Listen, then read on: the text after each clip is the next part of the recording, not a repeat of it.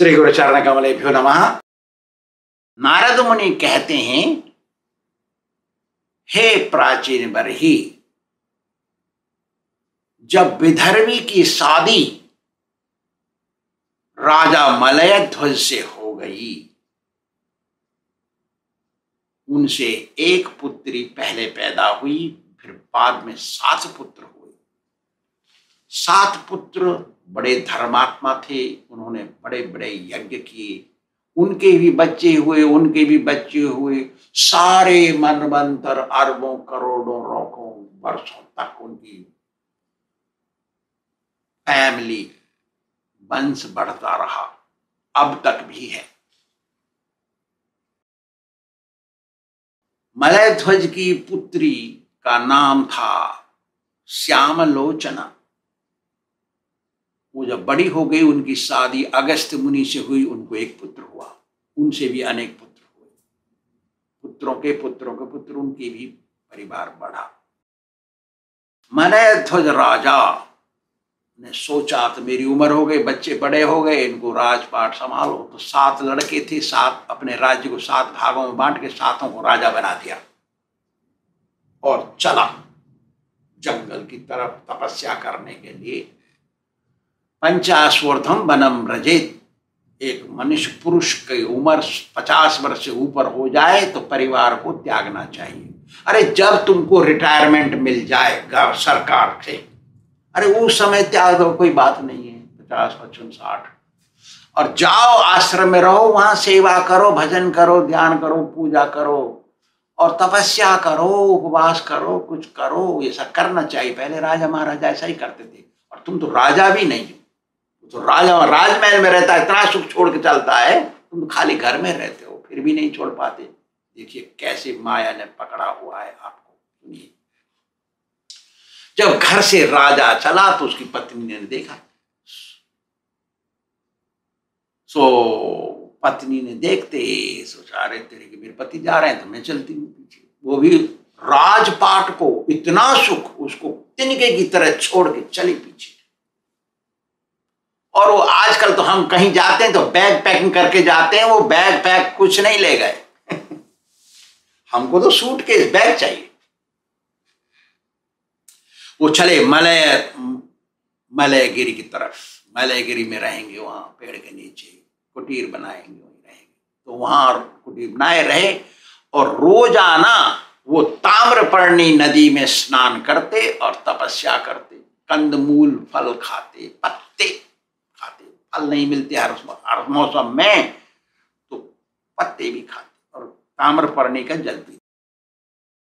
इस प्रकार तपस्या करते करते उनका शरीर पतले पतले हो गए, कपड़े फटे पुराने हो गए, मैले हो गए।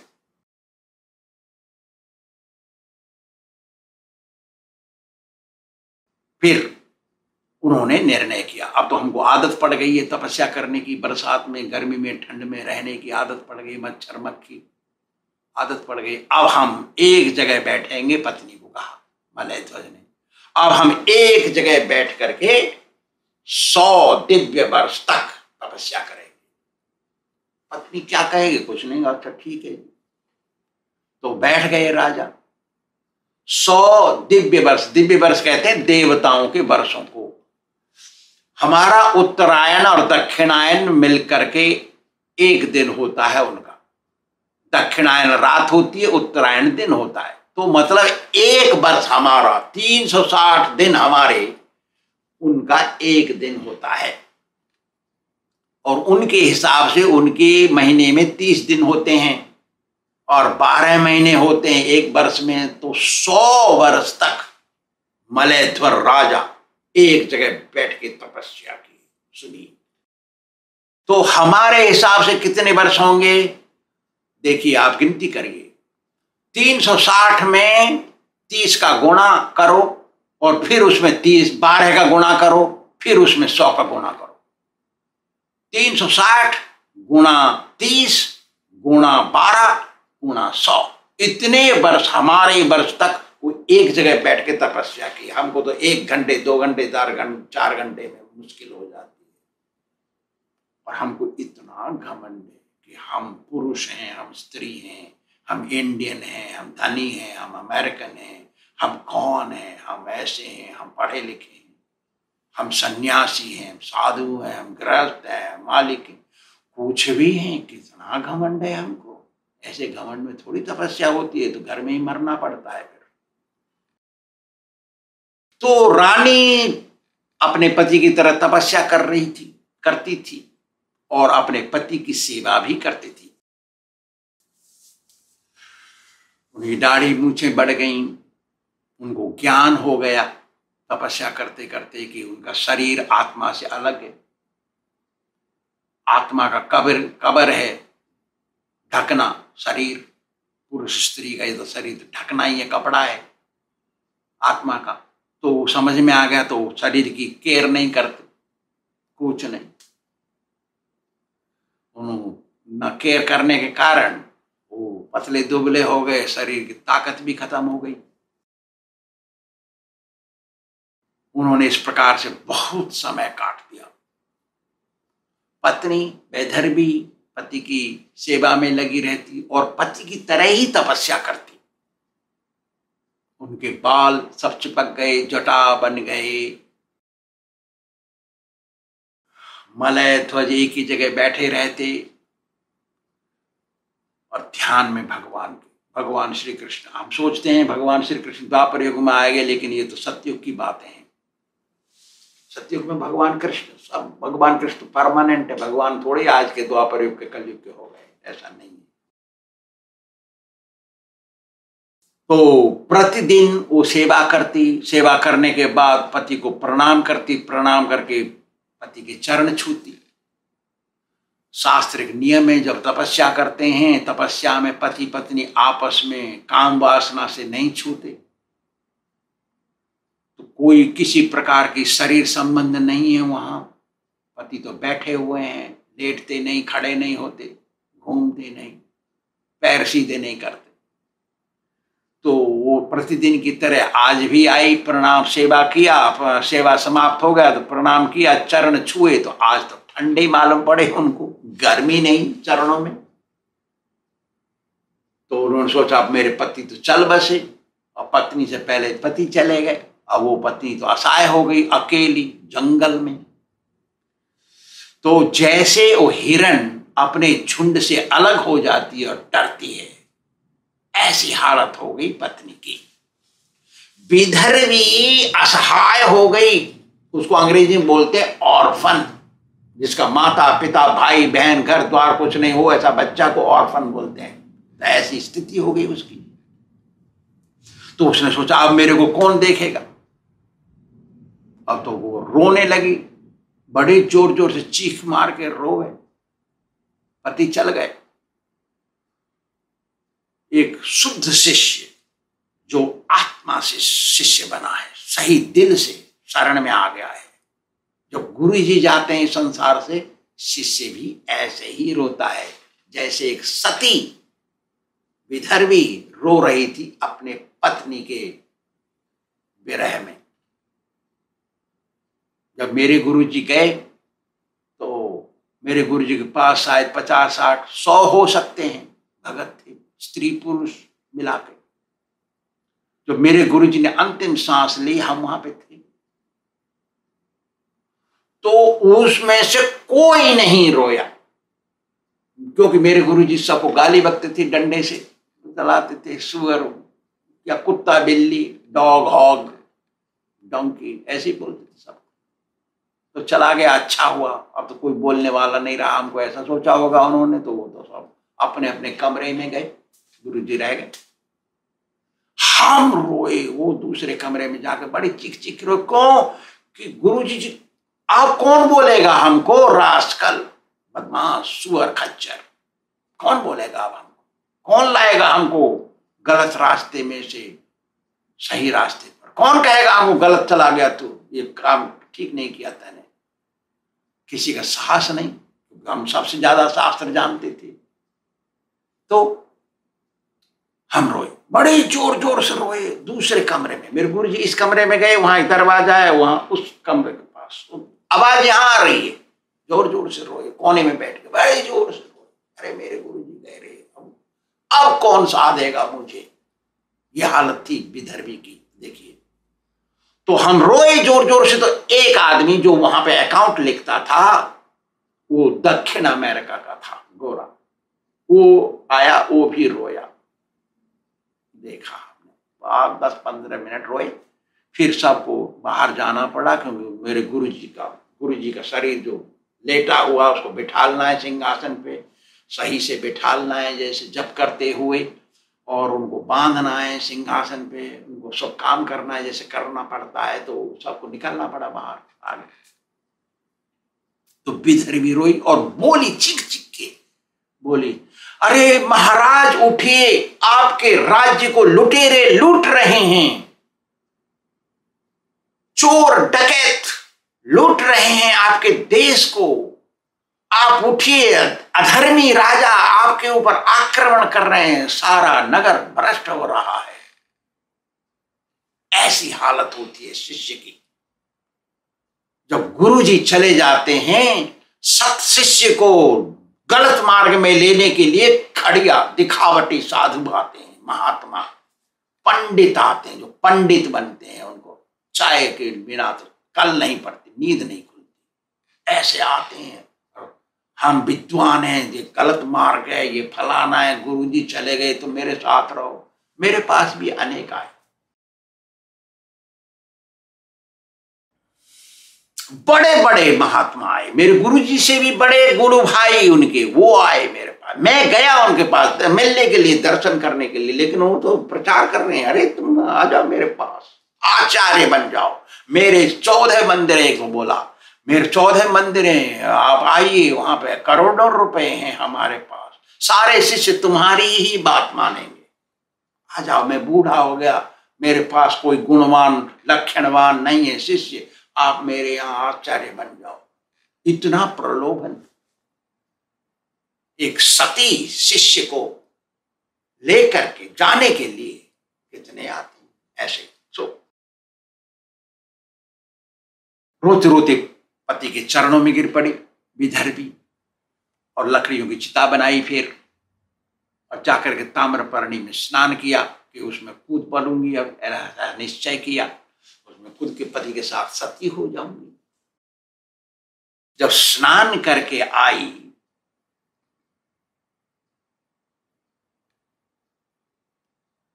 तो उसने सोचा, मेरे पति चले गए, मैं तो जिंदगी में कुछ कर सकती हूँ, क्योंकि मैं, वो तो पुरुष की आदत है उसकी, राजा था वो पिछले जन्म में, क्योंकि पत्नी से ज्यादा संबंध हो गया, तो मरते दम पत्नी की चिंता किया। आजकल का संसार ऐसा ही है, पत्नी की बात में चलते हैं सब, कलयुग आ गया है, पत्नी ही सर्वस्व है, और पत्नी की बात में नहीं चले घर में झगड़ा हो जाएगा, करेगा क्या। तो मरते दम ऐसे आदमी स्त्री की चिंता करते हैं। तो पुरंजन था वो पिछले जन्म में, और अब स्त्री बन गया। क्यों? यम यम वापि स्मरण भावम त्यजन्ते कलेवरम। भगवत गीता में भगवान बोल रहे हैं, जो मरने के समय पर जो कछु तुम सोचते हो वही बन जाओगे। तो उसने स्त्री का सोचा तो स्त्री बन गया। अब मलय ध्वज से राजा शादी हो गई है, अब सोच रही है, वो पहले पुरुष की तरह सोचता था, अब स्त्री की तरह सोचती, पिछले जन्म का भूल गए, ऐसी हालत हो गई।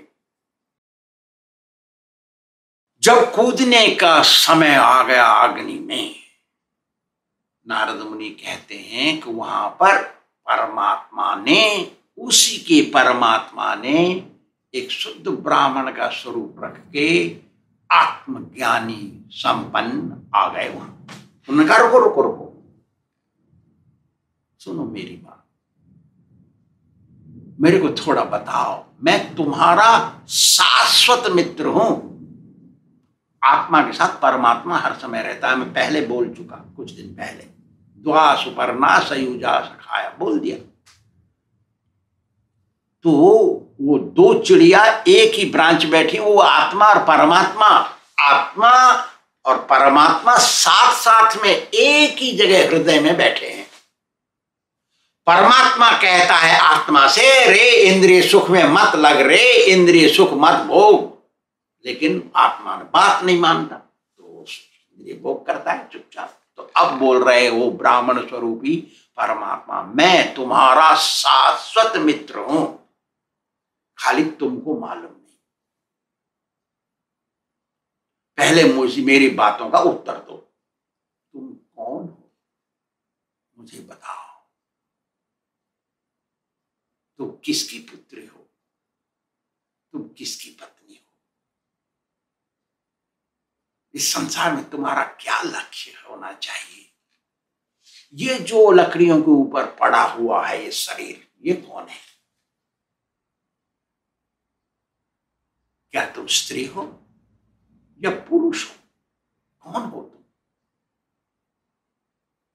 मैं तुम्हारा अवज्ञात, कभी पहचाना ना जाने वाला मित्र हूं। तुम मैंने मुझे नहीं पहचानते हो, तुम मुझे नहीं जानते हो, इसलिए मैं अवज्ञात हूं, ना जानने जो जानने योग्य, ना जाने जाने वाला। ऐसे बोल रहे थे वो। तुम मेरी बात नहीं मानी तुमने, इसलिए तुम सारी जगत में, सारी पृथ्वी में घूमे, तरह तरह के जन्म लिए, हजारों वर्ष घूमे, और कहीं तुमको शांति नहीं मिली, सुख नहीं मिला। इसलिए तुम इस मनुष्य स्वरूपी नगर को देख करके उसमें घुस गए। मैं भी तुम्हारे साथ आया, क्योंकि ये एक सूटेबल, सही शरीर है, इसमें सारी इंद्रियां फ्रक्टिफाइड हैं और ज्ञान है अंदर, सुख भोगने का सही शरीर है ये, इसलिए तुम इसमें घुस गए। मैं तुम्हारा मित्र, मैं भी तुम्हारे साथ। इतना मित्र, कैसा मित्र? ना घनिष्ठ मित्र मित्र तो बहुत होते हैं, लेकिन घनिष्ठ तो एक ही होता है ना। तो मैं बोल रहे भगवान, वो ब्राह्मण स्वरूप बोल रहा है परमात्मा कि मैं तुम्हारा घनिष्ठ मित्र। क्या तुमको याद नहीं है?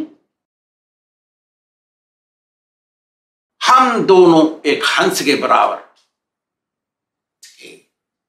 हम दोनों हंस एक ही सरोवर, मान सरोवर लेक में और तैरते थे। हमारा स्वभाव मोती चुगने का, क्लियर वाटर, सही जल में घूमने का। लेकिन तुमने, और हजारों वर्ष तक रहे हम साथ साथ, लेकिन तुमने मेरी बात नहीं मानी, तो तुम्हारा स्वभाव हंस की जगह कौवे का हो गया, क्योंकि तुम इंद्रिय सुख में मन लगाया तुमने। हाय मेरी पत्नी, हाय मेरी बहू, हाय मेरा बेटा, हाय मेरा घर, हाय मेरी मैया, हाय मेरे भाभी, हाय मेरा भैया, ऐसा लगा दिया है ना। तो वो जो श्वान हंस का आदत है, वो घूम करके आ गया कौवे की आदत में, गंदगी में बैठने का। ये आदत है गंदी में बैठने की आदत, ये हंस की आदत से भिन्न है। ये संसार है ना, ये गंदगी है।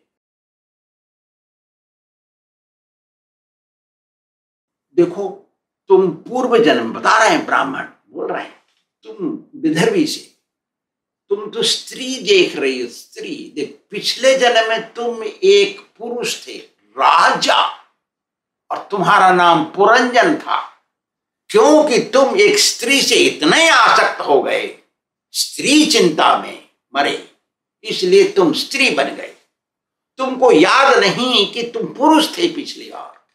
जैसे कोई पढ़ता है, पढ़ करके सो जाता है, फिर जगता है तो जो पढ़ा वो तो भूल गए, दोबारा पढ़ना पड़ता है। ऐसा ही है आदत। अरे आत्मा का सोना है, रात है मरण, और दिन है जन्म। तो हमारी रात सबकी आएगी, हम सब भूल जाएंगे इस जन्म को, अगले जन्म फिर शुरू करेंगे अपना दूसरा जन्म अपने कर्मों के अनुसार। तो कर्म सही होने चाहिए। तो क्या बोल रहे हैं वो? तुम्हारा राजा का व्यवहार था पुरुष जैसा पिछले जन्म में, तू इस समय तो भूल गई, तू अब स्त्री जैसी कर रही है आदत, स्त्री स्वभाव हो गया तुमको। क्या तुम पुरुष हो या स्त्री हो? क्या हो तुम कौन हो? ऐसे पूछ रहे हैं। मतलब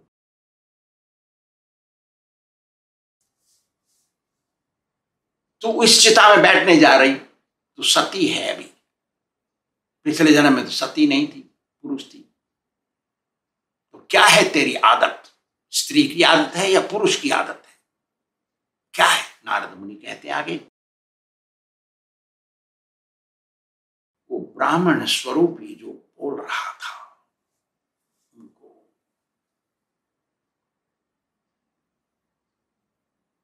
तुम सांसारिक जगत में फंस गए, इसलिए तुम इतना भोग रहे हो।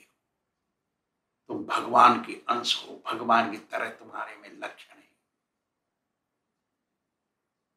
एक जल का बूंद समुद्र से निकाल दिया जाए तो बूंद में वही गुण होगा जो समुद्र में है। जब जलाते हैं बड़ी अग्नि, उसमें से चिंगारी उड़ती है, तो चिंगारी में भी वही गुण है, जहां जलेगा पड़ेगा वहीं जलाएगा जलाएगा। लेकिन पानी में गिरेगा या मट्टी में गिरेगा तो बुझ जाएगा, लेकिन सूखी घास में गिरेगा तो जलेगा वो। ऐसे जंगलों में आग लगती है, वहां से चिंगारी उड़ती है तो उड़ती है, तो वहां गिरती है तो जलता है सब। तो आत्मा ममई वंशो जीवलोके परमात्मा का अंश है, परमात्मा की तरह ही गुण है इसमें। लेकिन परमात्मा बड़ा है, हीप ऑफ फायर, बहुत बड़ा अग्नि होता है, उसमें चिंगारी छोटी सी होती है। तो आत्मा चिंगारी है और परमात्मा बड़ा अग्नि है। समुद्र बड़ा है लेकिन बूंद छोटी है, लेकिन लक्षण तो वही है। लेकिन तुम फंस गए इंद्रिय सुखों में, हाय मेरी मैया, हाय मेरी लुगैया, ऐसे में फंस गए। तो करेंगे क्या? हाय मेरा भैया, हाय मेरी भाभी, ये माया नहीं, ये तो माया है। कोई किसी का भाई नहीं, हम स्त्री नहीं, पुरुष नहीं, आत्मा का कोई लिंग नहीं, फिर हम इसमें फंसे हैं। अरे तू इतने इतने जन्म गंवाए, इतने इतने शरीर लिए, सारी जगह घूमी, स्वर्ग में, कभी नरक में, कभी पृथ्वी में, 84 लाख योनियों में घूमते घूमते हजारों वर्ष बिताए तूने, लेकिन तेरे को कहीं सुख नहीं मिला। अब तेरे को ये 9 छेद का शरीर, 2 पैर 2 हाथ का, 1 सिर का ये शरीर मिला है, ये सुंदर शरीर है। इस शरीर का लक्ष्य है परमात्मा। बता रहे हैं वो ब्राह्मण, बता रहे हैं तुम भजन करो, बोल रहे हैं। कौन सुनेगा इसको? जिसकी तकदीर होंगे वही सुनेगा, जिसकी भाग्य में मोक्ष लिखा होगा वही सुनेगा।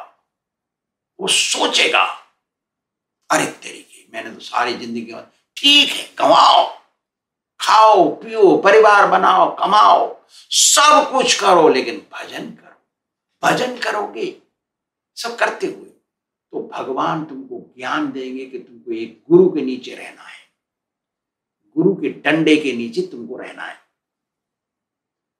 जिससे तुम्हारा मन जो उल्टा चलता है वो सही हो जाएगा, गुरु सही रखेगा। तो मरने के समय तुमको स्त्री बच्चे याद नहीं आएंगे, तुमको भगवान याद आएंगे।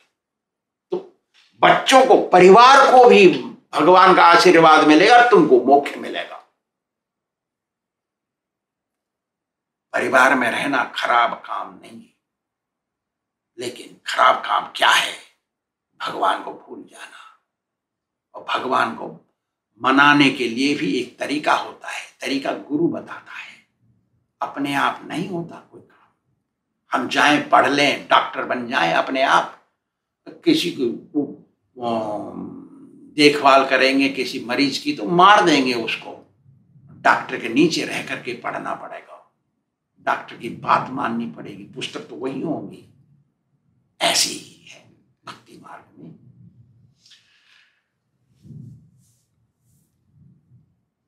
तो ब्राह्मण बोल रहे हैं उसको,